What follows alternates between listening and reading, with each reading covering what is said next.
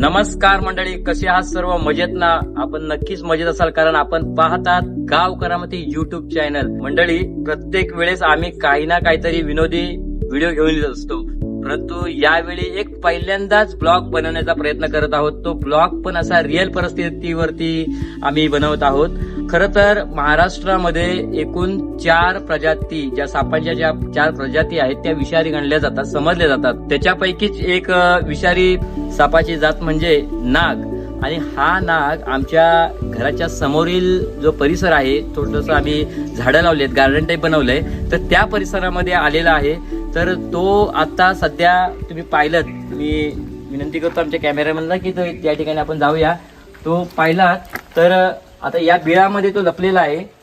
आपण पाहू शकता, थोडंसं त्याने तोंड देखील बाहेर काढाय, जवळ जरा आपण पाहू शकता. या ठिकाणी जो नाग आहे तो थोडासा तोंड बाहेर काढून बाहेर येण्याचा प्रयत्न करतोय, परंतु इथं आम्ही सगळेजण त्याची पाळत ठेवत असल्याकारणानं तो पूर्णतः बाहेर येण्याचा प्रयत्न करत नाही आहे, कारण त्याला थोडीशी भीती पण वाटत असेल कदाचित. परंतु काय हरकत नाही, आम्ही त्याला थोड्या वेळामध्ये त्याला व्यवस्थित पकडून त्याची पुढची तजवीज करणार आहोत. तर मंडळी, आता आपण पाहिलेलंच आहे, आमच्या कॅमेरामॅननी या बिळामध्ये जो नाग आहे तो दडून बसलेला आहे. खरं तर नाग हा विषारी प्राणी आहे, परंतु तो विषारी आहे म्हणून त्याला मारून टाकणं हे आम्हाला काही योग्य वाटत नाही, म्हणून त्याला नैसर्गिक अधिवासामध्ये सोडावं. म्हणूनच आम्ही आमच्या दापोली तालुक्यातील जालगावमधील जे करमरकर जे सर्पमित्र आहेत, तर त्यांना आम्ही फोन लावलेला आहे. थोड्या वेळामध्ये येतोय असं त्यांनी कळवलेलं आहे. जोपर्यंत येत आहे तोपर्यंत त्यांनी आम्हाला हा साप जो आतमध्ये दडून बसलेला आहे तो कुठेही जाणार नाही याची काळजी घेण्यासाठी आम्हाला पाळत ठेवायला सांगितलेले आहे. तर आम्ही इथं पाहू शकता, त्या ठिकाणी काही महिला आमच्या शेजारची वगैरे हे साप बघायला त्यांच्या ती पाळत ठेवायला आलेली मंडळी आहे. हे सगळे आता बघतायत, साप कुठे जाऊ नये म्हणून काळजी घेत आहेत. त्याच्यासाठी त्यांना 1 तासाचा वेळ आहे. थोडासा गरमीचा सीझन देखील आहे या ठिकाणी, तर त्यामुळे त्यांनी थंडाची व्यवस्था देखील मालकाने केलेली आहे. सापावरती पाळत ठेवण्यासाठी बरेचसे आमचे पप्पा, मम्मी, भाऊ, त्याचबरोबर आमच्या शेजारची आजी या ठिकाणी वाट बघतायत की सर्पमित्र कधी येईल आणि या सापाला ताब्यात घेऊन त्याला इतर ठिकाणी कसं सोडलं जाईल. मंडळी, या ठिकाणी सर्पमित्राला कॉन्टॅक्ट करण्यासाठी आम्ही प्रयत्न केले, परंतु आमच्याकडून काही कॉन्टॅक्ट होत नव्हता. परंतु आमच्या गावचे पोलीस पाटील हे आपली ड्युटी करता करता साप बीप आले असतील तरी त्या सुद्धासाठी मदत करत असतात. असे आमचे पोलीस पाटील सुद्धा या ठिकाणी आलेले आहेत साप बघायला. आमच्या घराच्या समोरील अंगणात साप आलेला आहे, ही बातमी आजूबाजूच्या आमच्या शेजारी पाजाऱ्यांपर्यंत पोहोचलेली आहे. त्यामुळे एक असे जे आहेत आमचे शेजारी पाजारी ते बघायला येत आहेत की काय गंमत आहे, नेमके कसा पद्धतीचा हा साप आहे. आमचे शेजारचे काकासुद्धा आलेले आहेत साप काय आहे बघायला, कसं काय ते आता वरती येत आहेत. बघूया आता थोड्या वेळात सर्पमित्र आला की आणखी पुढची मजा येईल. थोड्याच वेळामध्ये जे करमरकर म्हणून सर्पमित्र आहेत तर त्या ठिकाणी येतील, त्या ठिकाणी त्या सापाचं व्यवस्थित रेस्क्यू करतील आणि त्याला आम्ही काही वेळामध्येच नैसर्गिक अधिवासामध्ये सोडण्याची तजवीज करत आहोत. या ठिकाणी आमच्या शेजारच्या काकू लक्ष्मी काकू सुद्धा सापाची जी काय आता सगळं ऑपरेशन चालणार आहे ते बघण्यासाठी सुद्धा त्या सुद्धा वरून येत आहेत. खरं तर ह्यांच्या घरातच जाणार होता तो, परंतु आमच्या मांजरीने त्याला अडवलं आणि ते इथंच थांबवलेले तिला. दामोदर दादा मुंबईवरून आले होते, खास आलेत काजू लावायला, पण आता त्यांना साप हा बघायचा योग आलेला आहे. ते सुद्धा या प्रसंगाची जी काही घडामोड आहे ती पाहायला आलेली आहेत. आमचा टॉमी सुद्धा या ठिकाणी आलेला आहे. थोडासा अनोळखी माणूस दिसला मुंबईचा, त्याच्यामुळे त्याच्यावर ओरडतोय तो.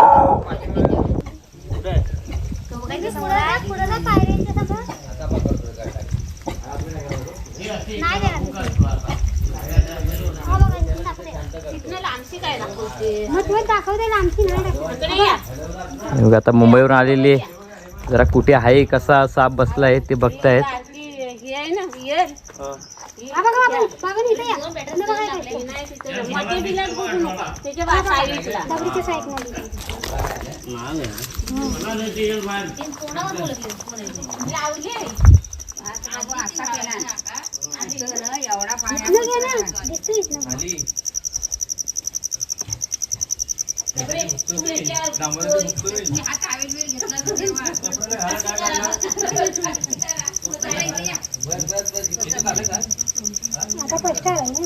मित्रांनो, हा जो साप आतमध्ये बसलेला आहे तो शोधण्याचा काम खरं तर आम्हाला कसा दिसला असेल तर त्याचं म्हणजे आमच्या घरात मांजर आहे एक छोटंसं, तर त्या मांजरीच्या पिलानं ते पाहिलं आणि त्याला तो पकडण्याचा प्रयत्न करत होता.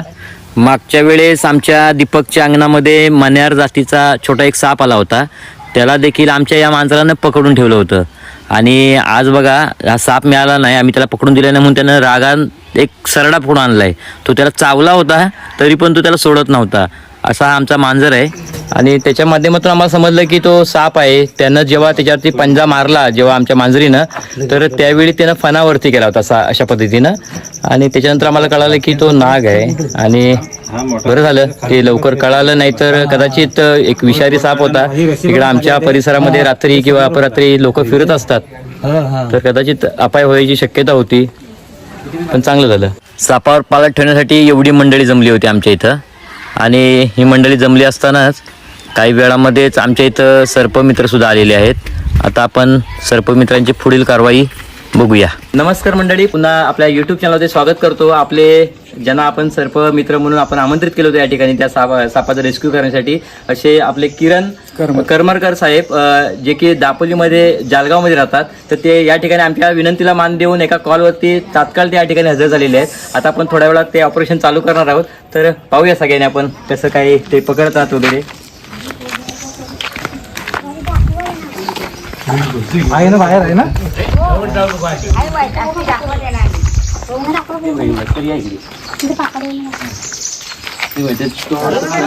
आतमध्ये जात नाही तो, आतमध्ये जात नाही, तितक्या अंतरावर जायचो. आमच्या सर्पमित्रांनी प्रथम बिळाची पाहणी करून घेतली. थोडंसं बिळ अडचणीचं होतं, साप देखील आतमध्ये जात होता. लहान आहे पण, लहान आहे जरा, बघितला साप बघितला, पण लांब आहे. पण लहान जरी असताना 2.5-3 फुटाचा आहे. 2.5-3 फुटाचा आहे बरोबर. बिळामध्ये असलेली छोटी एक दगड होती ती बाहेर काढली, पण दगड बाहेर काढताना ती त्यांची स्टिक होती. तर त्या सापाला असं वाटतं कदाचित दुसरा कोणता तरी साप आहे तिथे, म्हणून तो त्या संशयानं त्या स्टिकच्या पाठलागावरती बाहेर येत होता. परंतु त्याला नंतर कळालं की आपल्या इथं धोका आहे, म्हणून तो परत पाठीमागे गेला आणि खूप असा लांब बिळामध्ये जाऊन बसला. त्याच्यामुळं ते काढणं, त्याला पकडणं खूप अडचण होऊ लागली होती. म्हणून मग सर्पमित्रांनी त्या बिळाभोवतीची दगड माती थोडीशी बाजूला केली आणि मग थोडा साप दिसायला लागला. मग सापाला चिमट्यामध्ये पकडलं आणि शेपटी मात्र अडकली होती. ती काढताना खूप अडचण येत होती, परंतु अथक परिश्रमानंतर ती देखील सुरक्षितपणे बाहेर काढली आणि सापाला सुद्धा व्यवस्थित रेस्क्यू केलेला आहे. साप बिळात शिरण्यापूर्वी आम्ही त्याला पाहिलं होतं. साधारणपणे 2.5 ते 3 फूट लांबीचा साप असावा असा मी अंदाज व्यक्त केला होता. आणि निश्चित तो 2.5 ते 3 फुटाच्या लांबीचाच हा असली नाग आम्हाला तिथं पाहायला मिळाला. अतिशय छान पद्धतीनं, सुरक्षित पद्धतीनं आणि योग्य ती काळजी घेऊन त्यांच्या ज्या आवश्यक साधनांसह हा साप पकडला होता. आपण पाहू शकता की तो कसा फणा करून उभा आहे.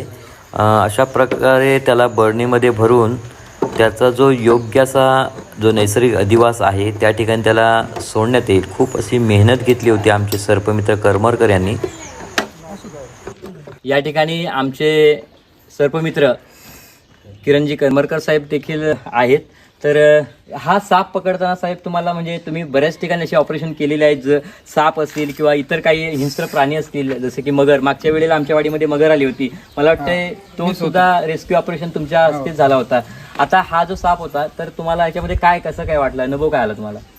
साप जो त्या होलमध्ये शिरला होता बिळात, किरव्यांनी म्हणा उंदरांनी केलेल्या बिळामध्ये शिरलेला होता आणि डीप आतमध्ये असल्या कारणाने उकरल्याशिवाय त्याला काढता येत नव्हतं. आणि काढल्यानंतर ज्या वेळेला त्याला पकडलं त्यावेळेला त्यांनी त्याची शेपटीने गाठ हातमध्ये मारून ठेवली होती. त्याच्यामुळे बराच काळ आम्हाला फक्त त्याची शेपटी सोडवण्यातच गेला. पण बरोबर काकांनी वगैरे मदत केल्यामुळे तो पटकन पिकावाने किंवा पाऱ्याने आपल्याला ते होल मोठं करून त्याला बाहेर काढता आलं. आता मी त्याला व्यवस्थित पॅक केलेलं आहे. आता व्यवस्थित आहे एकदम. थोडीशी नॉर्मल खरचडले, दगड लागली होती, त्याला थोडंसं मलमपट्टी करा. तेच संध्याकाळी फॉरेस्ट डिपार्टमेंटला याची नोंद होईल आणि उद्या सकाळी याला त्याच्या नैसर्गिक अधिवासात सोडून देण्यात येईल. धन्यवाद. या ठिकाणी करमरकर साहेब आपण आलात आणि आमच्या हा जो विषारी साप होता, खरं तर आमची लोक सगळी मारायला नक्की गेली असती, परंतु आपल्याला माहिती आहे की असल्या या दुर्मिळ जे प्राणी आहेत किंवा जे सरपटणारे प्राणी आहेत त्याचं आपलं संवर्धन करणं हे आपलं आम्हा सर्वांचं कर्तव्य आहे आणि आपण त्या पद्धतीने योग्य कारवाई केलेली आहे.